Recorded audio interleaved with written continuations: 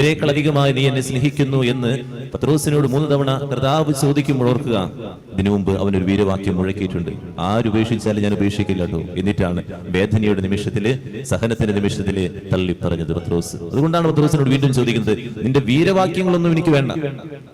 വീരവാക്യമല്ല വേണ്ടത്, അതാർക്കും എപ്പോ വേണമെങ്കിലും പറയാം. ഉള്ളിന്റെ ഉള്ളിൽ ഒരു തീഷ്ണത വരുമ്പോൾ നമ്മൾ ഇങ്ങനെ എന്തോരം വാക്കുകളെ പറയും, ഞാൻ കൂടെ ഉണ്ടാകും, ഞാൻ ചെയ്തു തരാം, എന്തോരം വാക്കുകൾ. പക്ഷെ അതിന്റെ അർത്ഥം എന്നല്ല, അർത്ഥം മനസ്സിലാക്കി സ്നേഹിക്കുന്നുണ്ട് എന്ന്. സ്നേഹിക്കൂ എന്ന് പറഞ്ഞു കഴിഞ്ഞാൽ സഹനത്തിലും വേദനയിലും സന്തോഷത്തിലും ശൂന്യതയിലും ഒന്നുമില്ലായ്മയിലും കൂടെയുണ്ടാകും എന്ന് ഉറപ്പു തരാൻ പറ്റുമോ?